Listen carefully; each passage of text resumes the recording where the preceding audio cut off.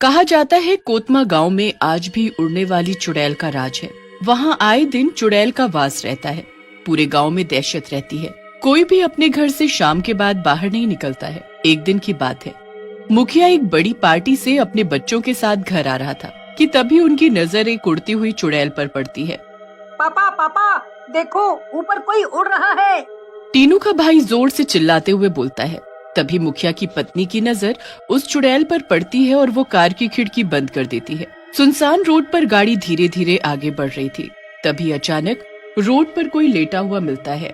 मुखिया उससे पूछता है, अरे भाई क्या हुआ, गाड़ी क्यों रोक दी है? जल्दी करो यार, बच्चे डर रहे हैं, जल्दी घर जाना है। सर आगे कोई सड़क पर लेटा हुआ है, पता नहीं कौन है। हॉर्न बजाने के बाद भी हिल नहीं रहा। ड्राइवर गाड़ी से उतरकर देखने जाता है। जैसे ही वो उसे देखने जाता है, चुड़ैल हवा में उड़ने लगती है और जोर जोर से हंसने लगती है। उसकी आवाज से बच्चे बहुत डर जाते हैं और चिल्लाने लगते हैं। चुड़ैल की नजर बच्चों के ऊपर पड़ती है। तभी वो पीछे से जाकर गाड़ी को हवा में उड़ा देती है। चुड़ैल जोर से हंसते हुए, मजा आएगा, अब झूला झूलते रहो, मैं चली। इतना कहकर चुड़ैल आगे चली जाती है। दूर जाकर चुड़ैल चुटकी बजाते ही गाड़ी को नीचे गिरा देती है और गाड़ी जल जाती है। चुड़ैल अपने नए शिकार पर निकलती है। उड़ते उड़ते वो थक जाती है और जमीन पर आ जाती है। पर उस चुड़ैल के पैर नहीं थे तो वो जमीन पर चल नहीं सकती थी। उसे दूर से साइकिल पर एक आदमी आते हुए नजर आता है। वो पेड़ के पीछे छुपकर उसका इंतजार करती है। जैसे ही वो उसके पास आता है, धप्पा। देखो देखो मैं आ गई। चलो चलो अब तुम मुझे अपना शरीर दे दो और भगवान को प्यारे हो जाओ। अरे भाई तुम कौन हो और मेरा शरीर क्यों मांग रही हो? तुमको दिखता नहीं है क्या?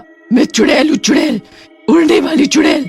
हाँ भाई जानता हूँ, पर तुम मेरे पीछे क्यों पड़ी हो? मैंने तुम्हारा क्या बिगाड़ा है? बिगाड़ा तो कुछ नहीं है, पर बात ऐसी है कि मैं बहुत थक गई हूँ उड़ते उड़ते। अब मुझे चलना है, तो चलने के लिए पैर तो चाहिए ना। बोलो, अब वो मेरे पास तो है नहीं, तो तुम दे दो बदले में। क्या पैर नहीं है? अरे बाप रे, बदले में क्या? मौत। चलो चलो, अब बहुत मजाक हो गया। चुड़ैल उस आदमी को मार देती है और उसके पैरों को काटकर अपने शरीर में जोड़ लेती है। अब चुड़ैल चलते चलते एक गांव में पहुंचती है। लगता है कोई गांव आ गया है। चलो सही है, यहाँ पेट भर नाश्ता करती हूँ, फिर आगे बढ़ूंगी। पहले यहाँ का मजा तो ले लूं। चुड़ैल गांव में जाती है।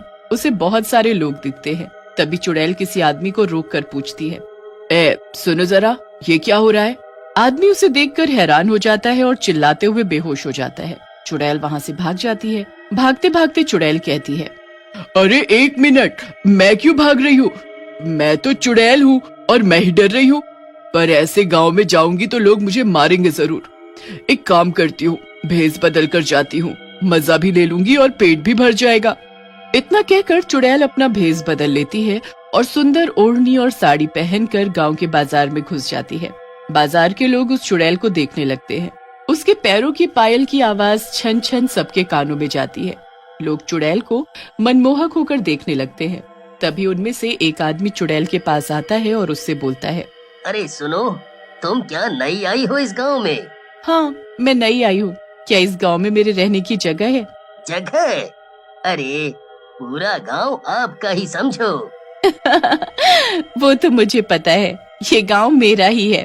तुम सब मेरे पेट में जाओगे। क्या कुछ कहा आपने?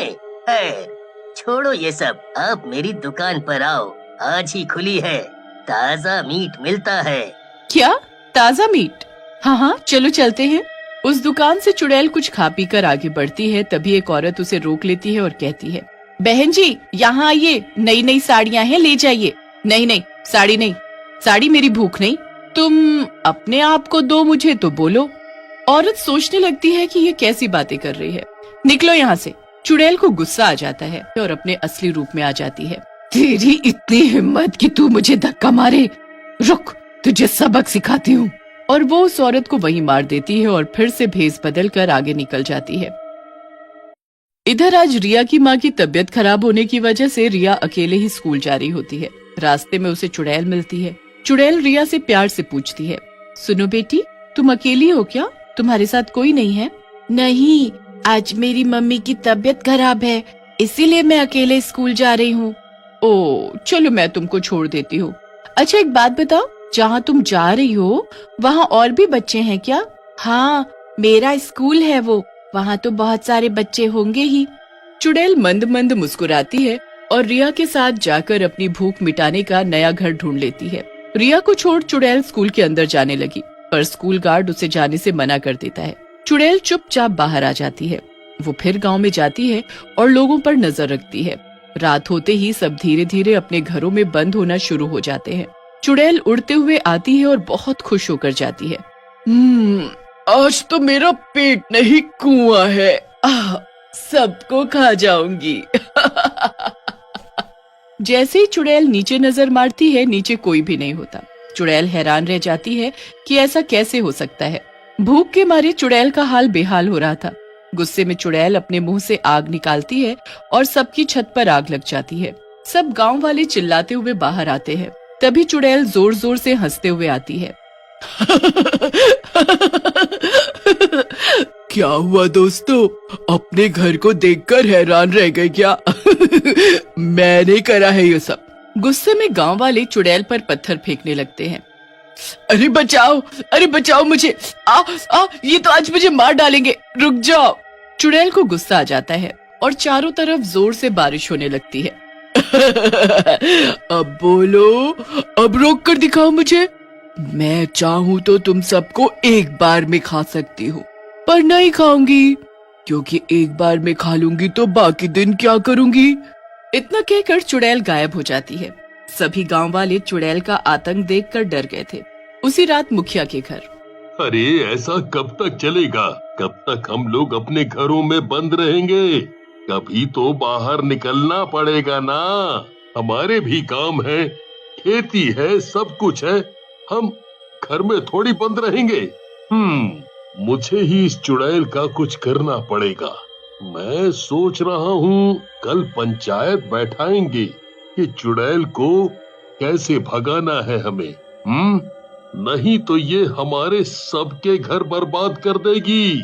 रात को चुपचाप सब एक अघोरी बाबा के पास जाते हैं।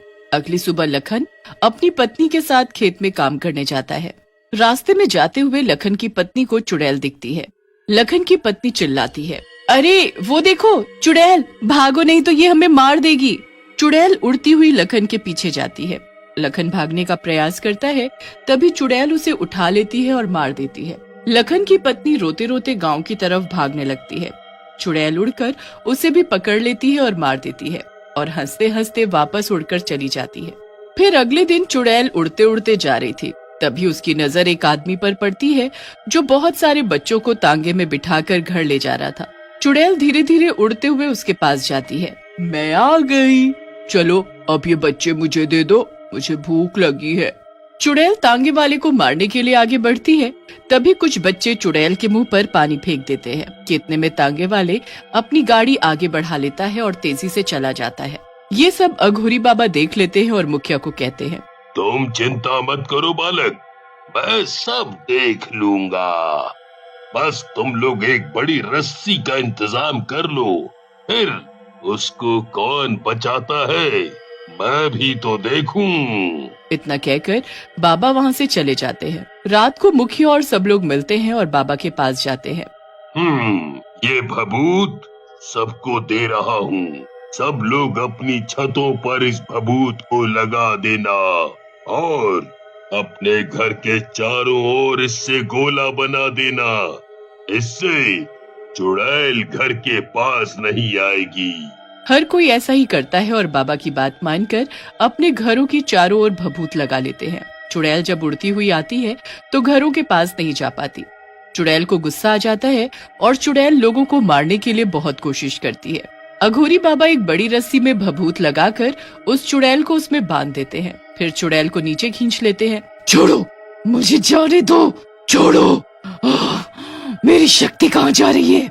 धीरे धीरे चुड़ैल की सारी शक्ति चली जाती है और अघोरी बाबा उसे जला देते हैं। चुड़ैल का साया हमेशा के लिए खत्म हो जाता है।